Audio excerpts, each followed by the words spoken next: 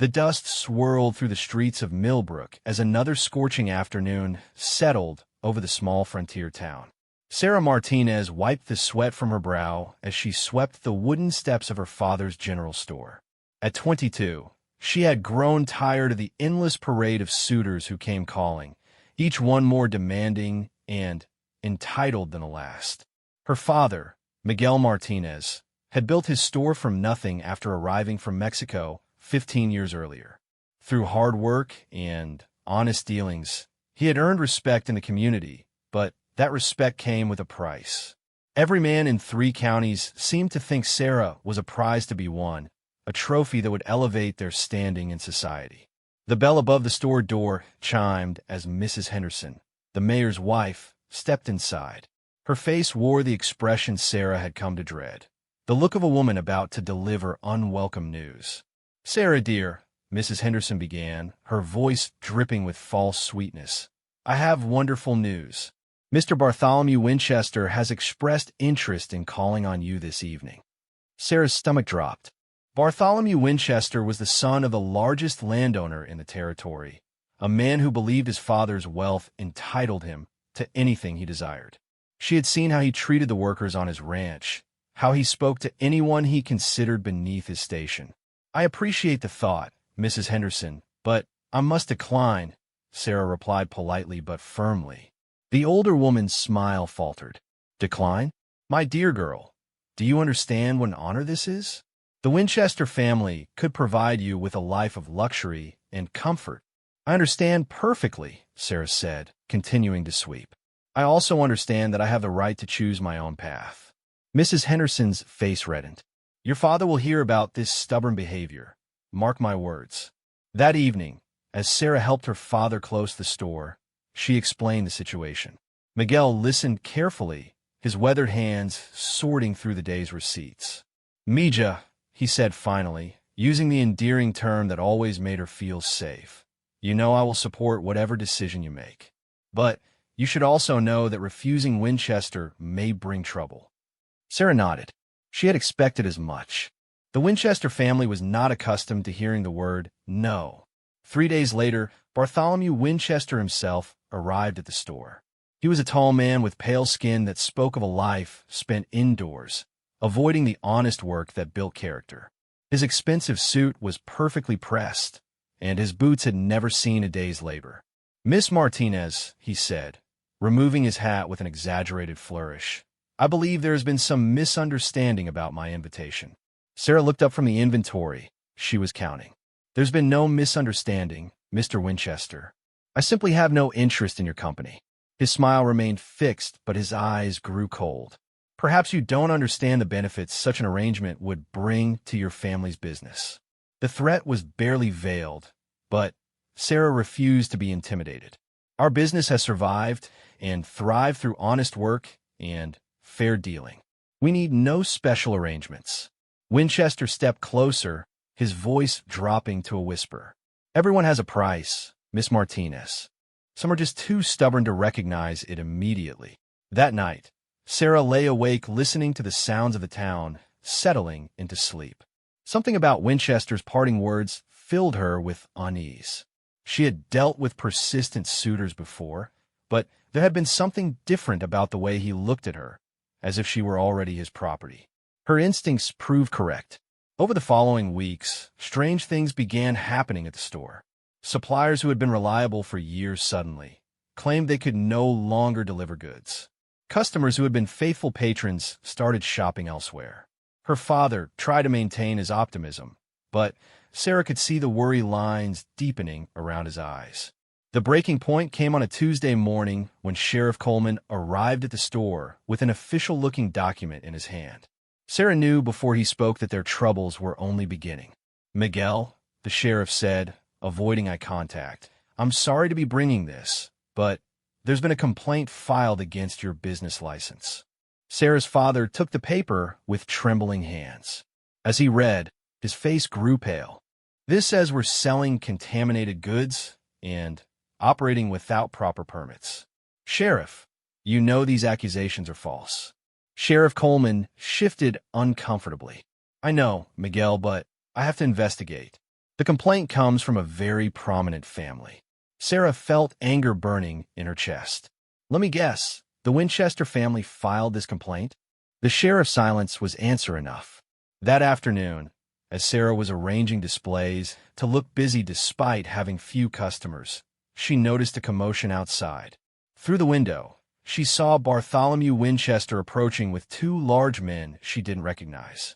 Her heart began racing as she realized her father had gone to the bank and wouldn't return for an hour. The bell chimed violently as Winchester pushed through the door. His polite facade had completely disappeared, replaced by the cold arrogance of a man accustomed to getting his way through intimidation. "Miss Martinez," he said, his voice carrying an edge that made her skin crawl, "I think it's time we had an honest conversation about your future." Sarah straightened her shoulders, drawing strength from her father's teachings about standing up to bullies. "There's nothing to discuss, Mr. Winchester. My answer hasn't changed." One of his companions, a brutish man with scars across his knuckles, stepped forward. "Maybe the lady needs help understanding the situation." Winchester raised a hand to stop him. Now, let's give Miss Martinez one more chance to be reasonable. Your family's business is dying, your reputation in this town is being destroyed, and your father's health is suffering from the stress. All of this could end with one simple word: yes. Sarah looked at the three men surrounding her and realized that Winchester had orchestrated everything perfectly. He had isolated her, destroyed her family's livelihood, and now he was moving in for what he believed would be the final blow. "My answer is still no," she said, her voice steady despite the fear coursing through her veins. Winchester's mask finally slipped completely. His face twisted with rage, and he nodded to his companions. "Perhaps some sense needs to be knocked into you." The scarred man moved faster than Sarah expected. His backhanded slap sent her stumbling backward into a display of canned goods. The sound of metal hitting the wooden floor echoed through the store like gunshots. "That's just a taste," Winchester said coldly. "There's more where that came from until you learn some manners." Sarah wiped blood from her split lip and forced herself to stand. Every instinct told her to submit, to end the pain and humiliation, but something deeper, her father's pride, her own self-respect, refused to surrender. "You can beat me unconscious," she said, spitting blood onto the floor between them, "but my answer will still be no when I wake up." Winchester's face flushed red. "Hold her," he commanded. The two men grabbed Sarah's arms, and Winchester approached with his hand raised. Just as he was about to strike, the store door exploded inward with such force that the bell fell to the floor with a crash that silenced everyone. Standing in the doorway was a man Sarah had never seen before. He was tall and lean, with sun-weathered skin that spoke of years spent working outdoors. His clothes were simple, worn denim, a faded shirt, and boots that had seen countless miles of honest travel. But it was his eyes that captured everyone's attention. They burned with a cold fury that seemed to freeze the air in the room. A pair of well-used Colt revolvers hung low on his hips, and his right hand rested casually near the grip of one weapon. Everything about his stance suggested a man who had faced danger before and emerged victorious. "Gentlemen," he said in a voice like gravel mixed with steel, "I believe you're in the wrong place." Winchester recovered first, puffing up with the indignation of a man unaccustomed to being challenged. "This is a private conversation, stranger. I suggest you move along before you find yourself in trouble." The newcomer's gaze swept the room, taking in Sarah's bloody lip, the scattered cans on the floor, and the way the two men were restraining her. When his eyes met hers, she saw something flicker in their depths, recognition, perhaps, or understanding. "Doesn't look much like a conversation to me," he replied, taking a step into the store. "Looks more like three men attacking a defenseless woman."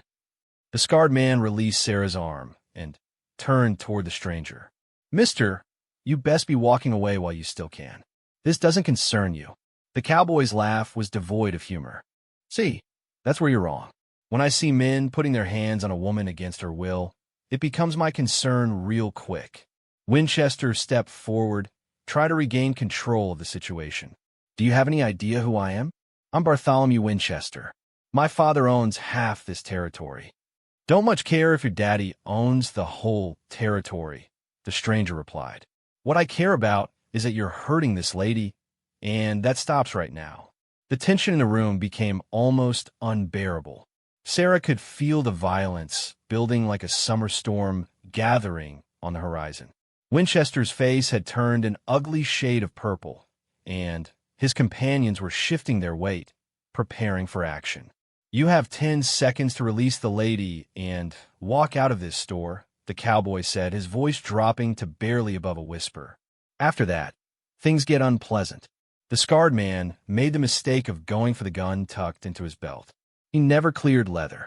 The stranger's Colt appeared in his hand faster than Sarah's eyes could follow, the barrel aimed squarely at the man's chest. I wouldn't, the cowboy advised calmly. The second man released Sarah's other arm and raised his hand slowly. Winchester looked back and forth between his companions and the armed stranger, clearly trying to calculate his options. This isn't over, Winchester finally said, backing toward the door. You have no idea what you're interfering with. Maybe not, the stranger agreed, but I know what I'm preventing. After the three men had left, the cowboy holstered his weapon and turned to Sarah. She was leaning against the counter, her legs suddenly too weak to support her properly. Are you hurt badly? He asked, his voice gentler now that the immediate threat had passed. Sarah touched her split lip gingerly. I'll survive. Thank you for whatever that was.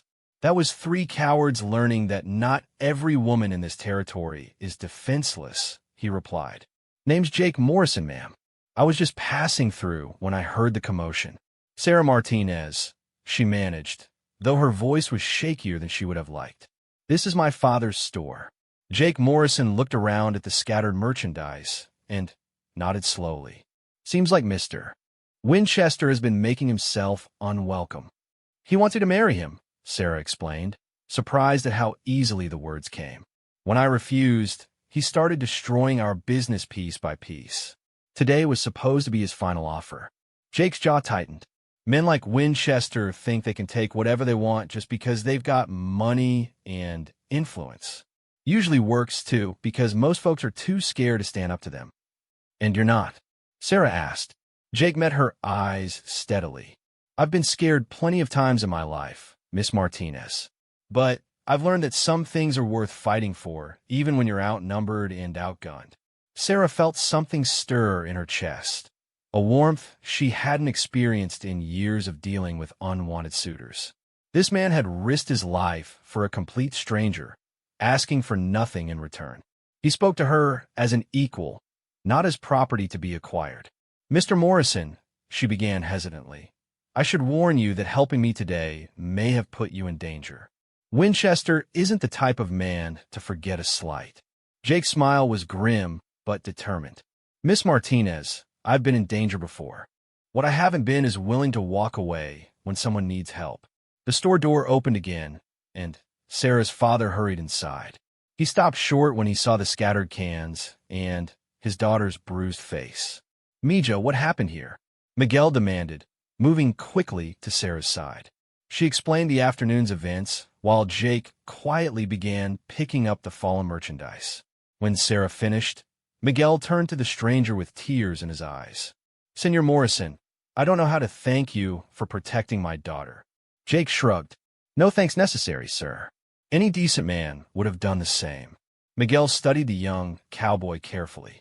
Perhaps you would join us for dinner tonight? It's the least we can do. Sarah found herself hoping Jake would accept. Something about his quiet strength and genuine kindness drew her in ways that Winchester's wealth and status never could. That's very kind of you, Jake replied, but I don't want to bring more trouble to your family. Winchester strikes me as the type who holds grudges. All the more reason not to face whatever comes next alone, Sarah said before she could stop herself. Jake looked at her for a long moment, and she saw something shift in his expression. In that case, Miss Martinez, I'd be honored to accept your father's invitation. As the three of them worked together to restore order to the store, Sarah couldn't shake the feeling that her life had just taken a dramatic turn. For the first time in months, she felt hope stirring in her chest. Winchester had all the money and influence in the world, but Jake Morrison had something far more valuable: the courage to stand up for what was right. The sun was setting over Millbrook, painting the sky in shades of orange and purple. Somewhere in the growing darkness, Sarah knew Winchester was planning his next move. But for the first time since this nightmare began, she wasn't facing it alone.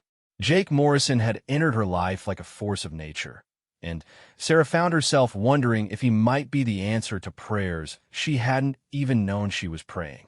As she watched him help her father secure the store for the night, she realized that sometimes salvation came in the most unexpected forms. Sometimes it wore worn denim and carried a pair of well-used Colts. Tomorrow would bring new challenges, new threats, and new tests of courage. But tonight, for the first time in weeks, Sarah Martinez would sleep peacefully, knowing that somewhere in Millbrook was a man who believed she was worth fighting for. Dawn broke over Millbrook with an uneasy stillness that made Sarah's skin crawl. She had slept fitfully, her dreams filled with images of Winchester's rage and Jake Morrison's steady gray eyes. As she dressed and prepared to open the store, she couldn't shake the feeling that the previous day's confrontation was only the beginning of something much larger and more dangerous. Jake appeared at the store just as Sarah was unlocking the front door. He carried a steaming cup of coffee and a fresh biscuit wrapped in cloth, both from the boarding house where he had spent the night. "Morning, Miss Martinez," he said, tipping his hat. "Thought you might appreciate some breakfast after yesterday's excitement." Sarah accepted the offering gratefully, surprised by the thoughtfulness of the gesture. "You don't have to keep looking after me, Mr. Morrison. You've done more than enough already." "Haven't done nearly enough," Jake replied, scanning the street for any sign of trouble. "Winchester isn't the type to give up after one setback. He'll be back, and next time he'll bring more men." As if summoned by Jake's words, Sheriff Coleman approached the store with obvious reluctance. His usual confident swagger was replaced by the hesitant steps of a man delivering unwelcome news. "Morning, Sarah," Mr. Morrison, the sheriff said, avoiding eye contact with both of them. "I'm afraid I have some official business to conduct." Sarah's heart sank. "What now, Sheriff?" Coleman produced another set of papers from his jacket. "There's been a complaint filed about yesterday's incident." According to the statement, Mr. Morrison threatened and menaced several upstanding citizens without provocation. Jake's laugh was bitter. Upstanding citizens who were beating a defenseless woman. "Now see here," the sheriff said, though his protest lacked conviction, "I have to investigate all complaints equally. Mr. Winchester is claiming you drew a weapon on him and his associates during a peaceful business discussion." Sarah stepped forward, anger flaring in her chest. "Sheriff Coleman, you know that's not what happened. These men attacked me in my own store." "I'm sure there's been some misunderstanding," Coleman replied weakly, "but I'm going to have to ask Mr. Morrison to come with me for questioning." Jake rested his hand casually near his gun belt. "Sheriff, I'm happy to answer any questions you have right here, but I'm not going anywhere until I'm satisfied Miss Martinez is safe." The lawman shifted nervously. "Mr. Morrison, I'm trying to handle this peacefully. Don't make things more difficult than they need to be." "Sheriff," Sarah interrupted, "before you take any action, you should know that Mrs. Henderson was here during the entire incident. She can verify exactly what happened." Coleman's face paled. Mrs. Henderson was the mayor's wife, and her testimony would carry considerable weight in any legal proceeding. "She was here. She came in just as those men were leaving," Sarah lied smoothly. "She saw everything." Jake shot her a quick glance, understanding immediately what she was doing. The sheriff couldn't risk calling her bluff without potentially embarrassing the mayor's wife. "I'll need to speak with Mrs. Henderson before proceeding," Coleman said finally. "Until then, Mr. Morrison, I suggest you stay close to town." After the sheriff left, Jake turned to Sarah with a mixture of admiration and concern. "That was quick thinking, but lying to a lawman could get you in serious trouble." Sarah's smile was grim. "Mr. Morrison, I've been in serious trouble since the day I told Bartholomew Winchester no. At least now I'm fighting back. As the morning progressed, Sarah noticed an unusual number of people gathering in the street outside the store. Word of the previous day's confrontation had spread quickly through the small community, and everyone seemed to have an opinion about what should happen next.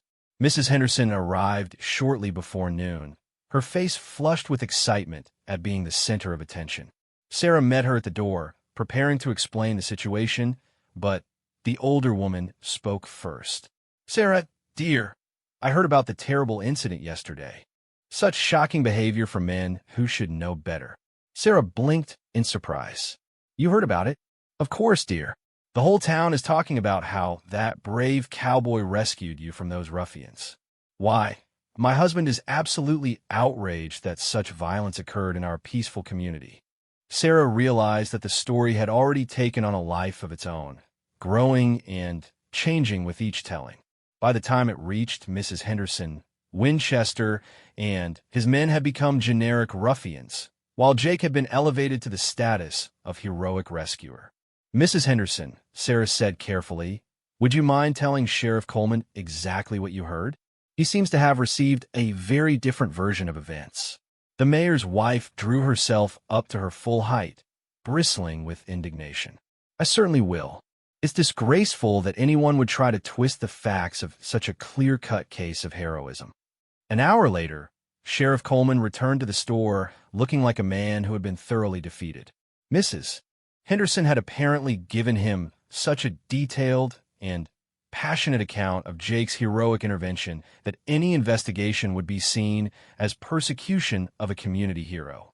"Mr. Morrison," the sheriff said wearily, "after conducting a thorough investigation, I've determined that no crime was committed on your part. The complaint has been dismissed." Jake nodded politely.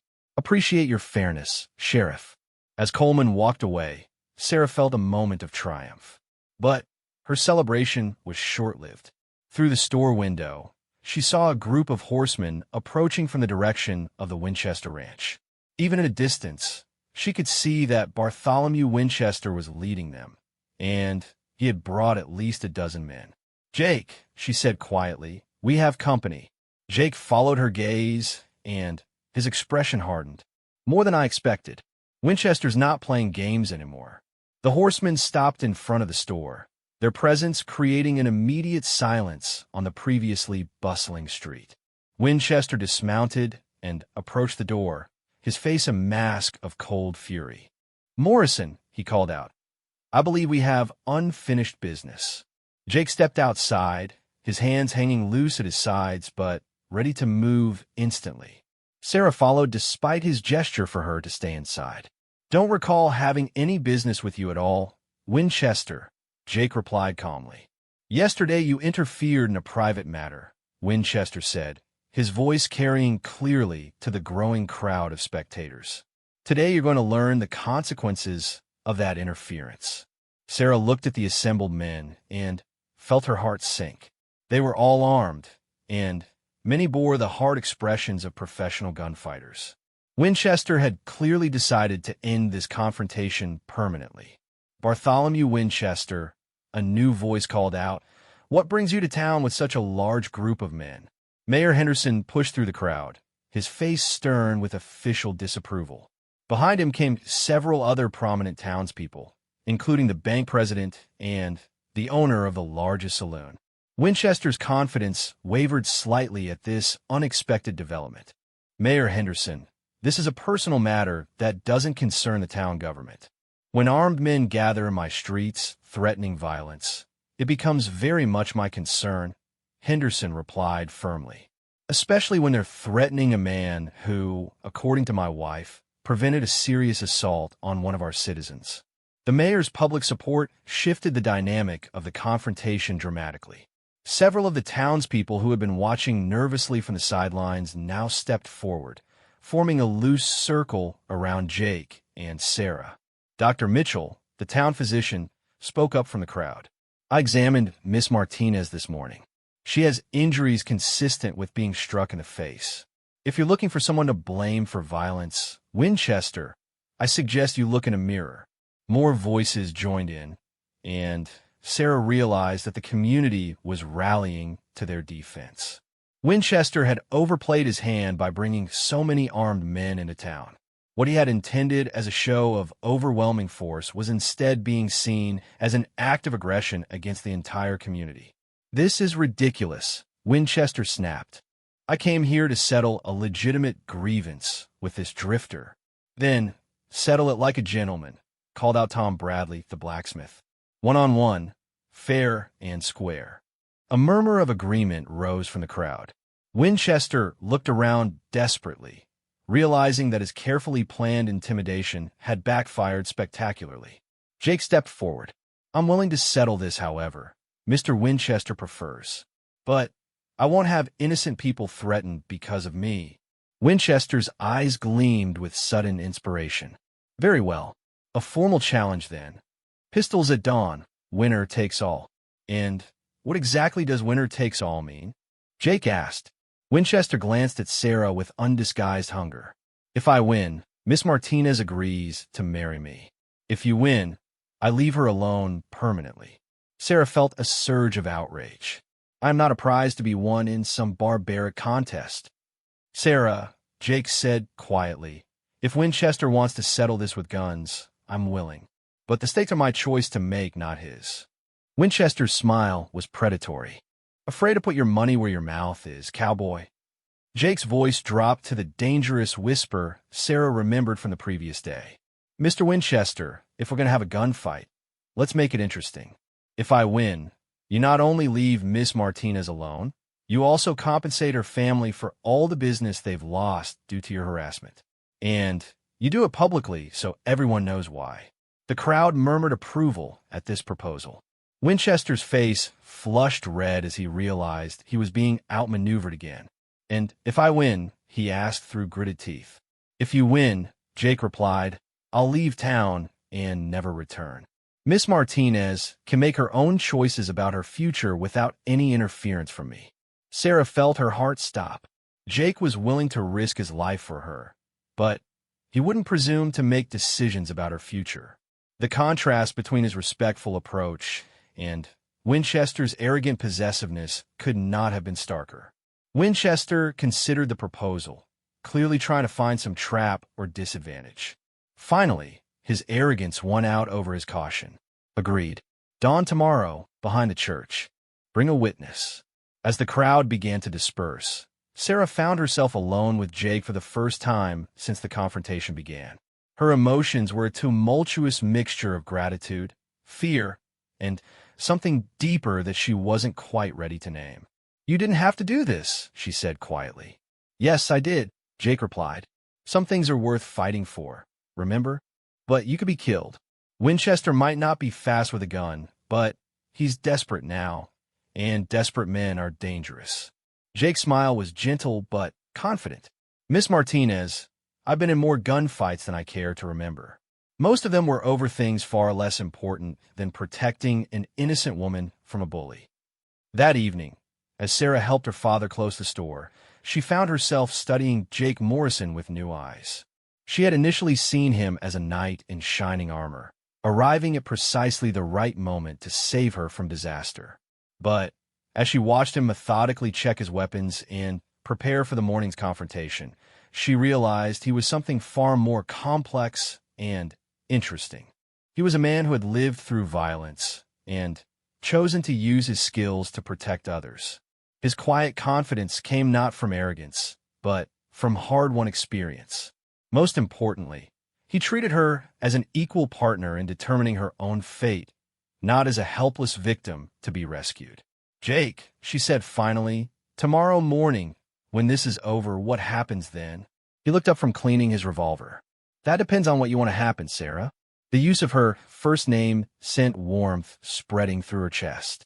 "What I want is to get to know the man who is willing to risk everything for a stranger." "I'm not sure I'm worth getting to know," Jake said quietly. "I've done things in my past that I'm not proud of. Lived a life that most decent folks would find shocking." Sarah moved closer, drawn by the vulnerability she heard in his voice. "Everyone has a past, Jake. What matters is who you choose to be today." Their eyes met across the dim interior of the store, and Sarah felt the world shift around her. Tomorrow would bring danger and uncertainty, but tonight she was falling in love with a man who embodied everything she had ever hoped to find: strength tempered by gentleness, courage balanced with compassion. "Sarah," Jake said softly, "if something happens to me tomorrow, nothing will happen to you," she interrupted fiercely. "I won't let it." Jake's smile was sad and sweet. "You can't protect me from a bullet, Sarah, but knowing that you care gives me something worth fighting for beyond just doing what's right." Outside, the wind picked up, rattling the windows of the store and carrying with it the promise of storm. Sarah looked toward the horizon where lightning flickered in the distance and knew that the morning would test everything she had come to believe about justice, love, and the power of one person to change another's destiny. In less than 12 hours, Jake Morrison would face Bartholomew Winchester in single combat. The outcome would determine not just Sarah's future, but the kind of community Millbrook would become. Would it be a place where wealth and influence could crush the innocent, or would it be a place where courage and righteousness could triumph over corruption and bullying? As Sarah watched Jake carefully oil and load his weapons, she realized that tomorrow's confrontation was about much more than one woman's right to choose her own husband. It was about the fundamental question of what kind of society they were building in this frontier territory. The storm was coming in more ways than one.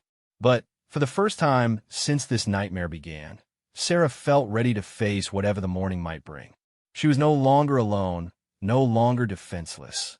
She had found an ally, a protector, and perhaps something even more precious, a man worthy of her love. The dawn sky over Millbrook was painted in shades of gray and gold, with storm clouds gathering on the horizon like dark omens. Sarah had not slept at all during the night, instead spending the hours pacing her small room and praying to whatever forces might be listening that Jake Morrison would survive the morning's confrontation. At first light, she dressed carefully in her best blue dress, the one her mother had sewn for her before consumption claimed her life 3 years earlier. If this was to be one of the most important days of her life, she wanted to face it wearing something that connected her to the woman who had taught her the value of standing up for herself. Jake was already awake when she arrived at the store, sitting on the front steps, cleaning his guns with methodical precision. His movements were calm and practiced, showing no sign of the nervousness that was eating at Sarah's stomach like acid. "Morning," he said quietly, looking up from the Colt in his hands. "Sleep well?" "Not at all," Sarah admitted. "You?" "Like a baby," Jake replied with a slight smile. "Always do before a fight. Something about knowing exactly what's coming next is oddly comforting." Sarah sat beside him on the steps, close enough to smell the leather and gun oil that seemed to be his natural scent. "Jake, there's something I need to tell you before this happens." He paused in his weapon cleaning and gave her his full attention. "What is it?"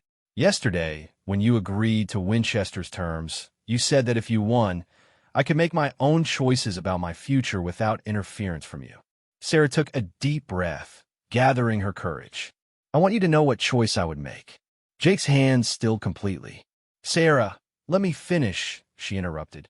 "I've had suitors before, men who wanted me for my father's business connections, or because they thought I would make a suitable decoration for their homes. But I've never had a man willing to risk his life for my freedom without asking for anything in return." The morning air was crisp and clean, carrying the scent of coming rain.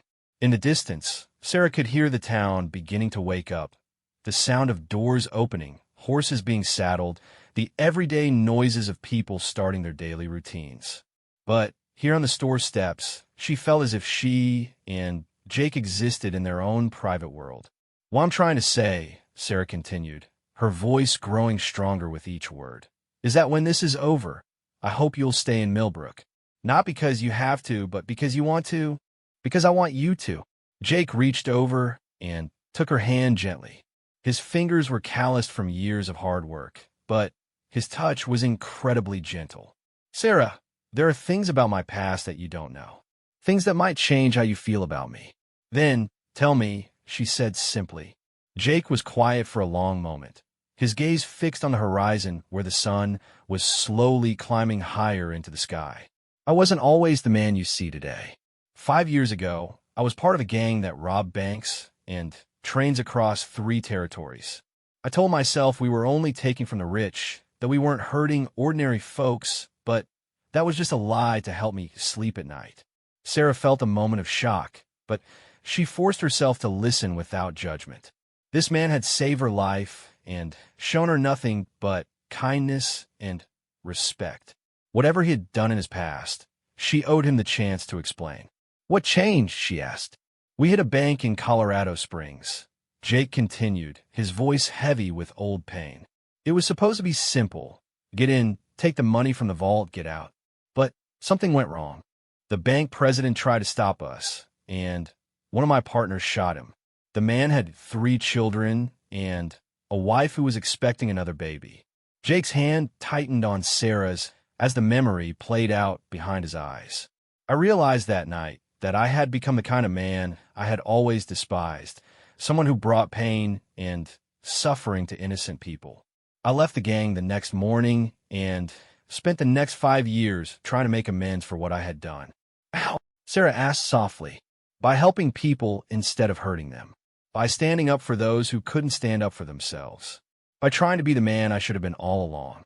Jake looked directly into her eyes. But, Sarah, that doesn't change what I was. It doesn't erase the harm I caused. Sarah considered this revelation carefully. She thought about the gentle way Jake had treated her, his willingness to risk everything for a stranger, his refusal to take advantage of her gratitude. Actions, she decided, spoke louder than past mistakes. Jake Morrison, she said firmly, I don't care what you did 5 years ago. I care about who you are today. And today, you're the best man I've ever known. Jake's smile was like sunrise breaking through storm clouds. Sarah, when this is over, she interrupted, you can ask me properly, with flowers and everything. Their conversation was interrupted by the sound of approaching horses.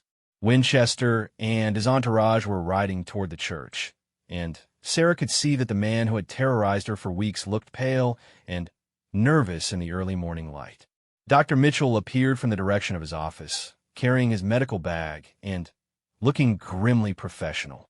As the town physician, he would serve as the official witness to ensure the duel was conducted fairly.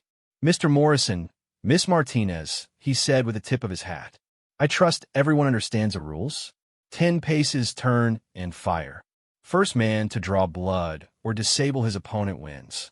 Jake stood and checked his guns one final time before sliding them into their holsters. Understand, document. A crowd had gathered despite the early hour, with seemingly half the town turning out to witness the confrontation. Sarah noticed that the spectators were divided into 2 distinct groups. Winchester supporters, mostly ranch hands and business associates who depended on his family's wealth, and the townspeople who had rallied to Jake's cause. Mayor Henderson stepped forward to address the crowd. This is a formal duel, conducted according to the Code of Honor.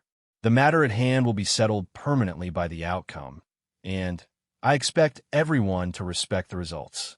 Winchester dismounted from his horse with obvious reluctance. His expensive clothes were perfectly pressed, but his hand shook slightly as he checked his own weapon. Sarah realized that for all his bluster and intimidation, Bartholomew Winchester had probably never been in a real gunfight. Ready, Morrison? Winchester called out, his voice carrying an edge of hysteria. Ready, Jake replied calmly. The 2 men walked to the center of the space behind the church, their boots crunching on the dried grass. Dr. Mitchell positioned himself at a safe distance with a clear view of both participants. Gentlemen, you will stand back to back. Then walk 10 paces when I give the command. When I call turn, you may draw and fire.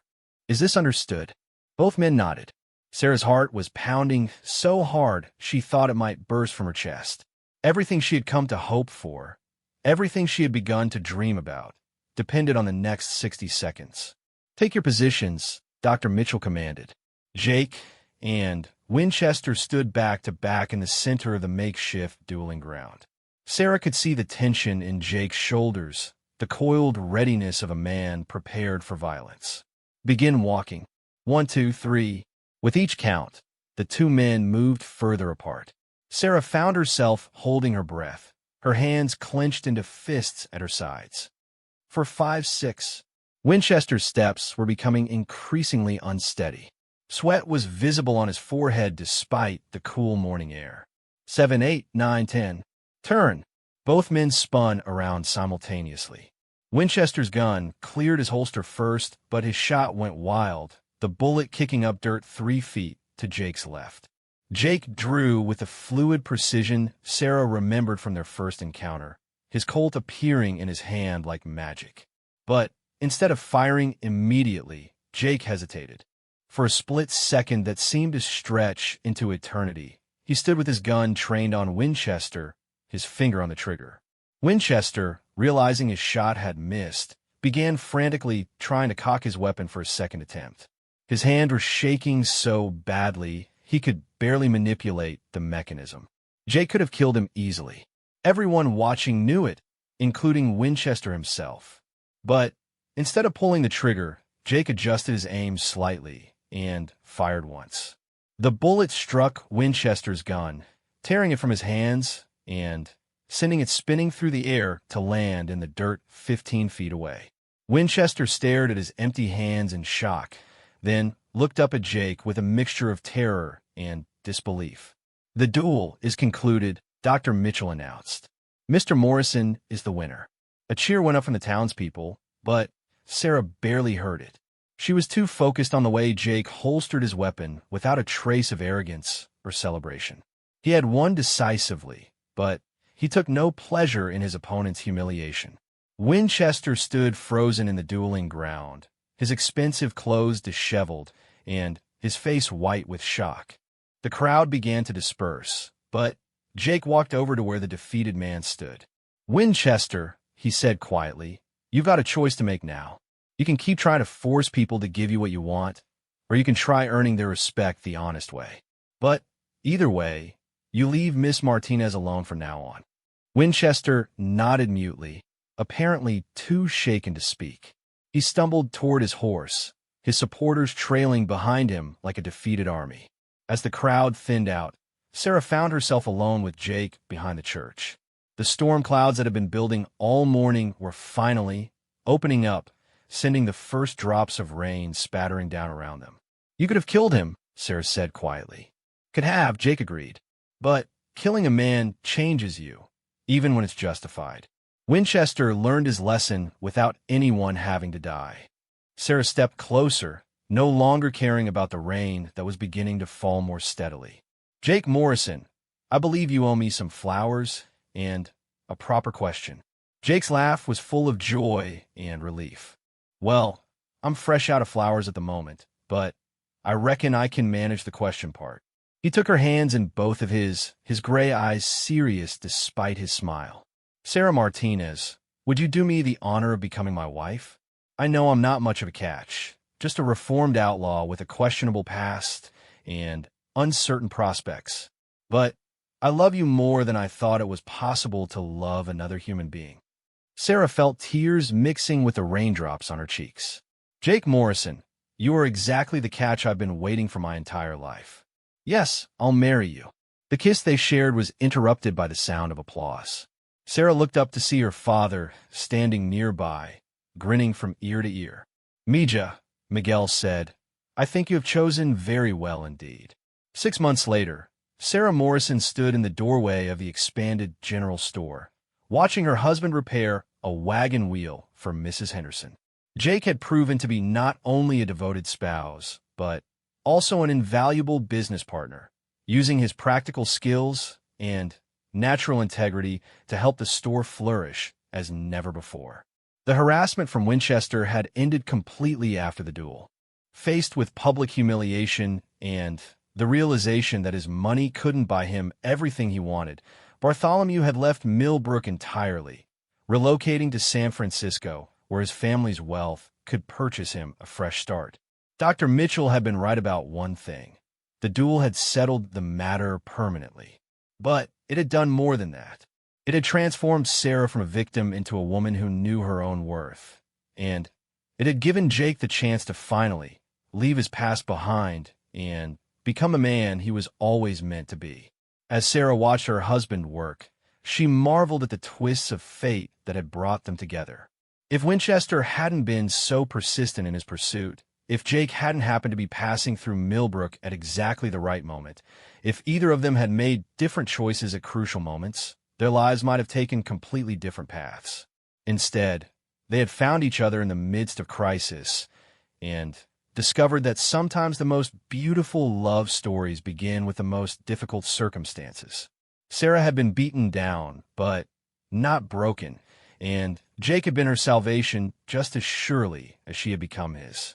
The sound of thunder rumbled across the plains, but this time Sarah wasn't afraid. She had learned that storms could bring destruction, but they could also wash the world clean and make room for new growth.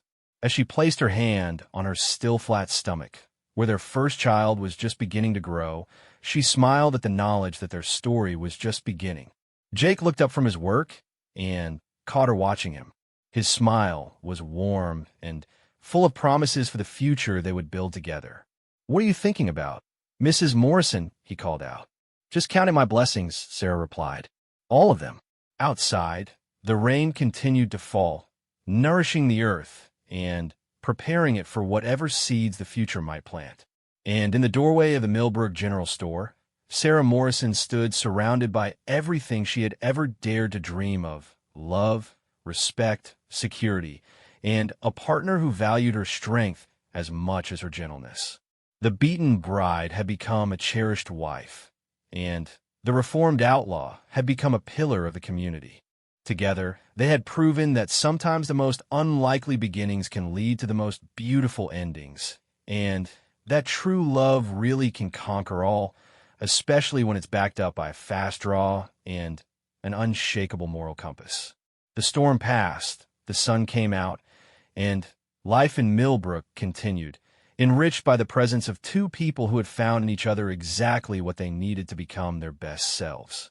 And in the years that followed, whenever young people in the territory heard the story of Jake and Sarah Morrison, they learned that sometimes salvation comes wearing worn denim and carrying a pair of well-used Colts, and that the strongest foundation for marriage is built on mutual respect, shared courage, and the willingness to fight for what truly matters.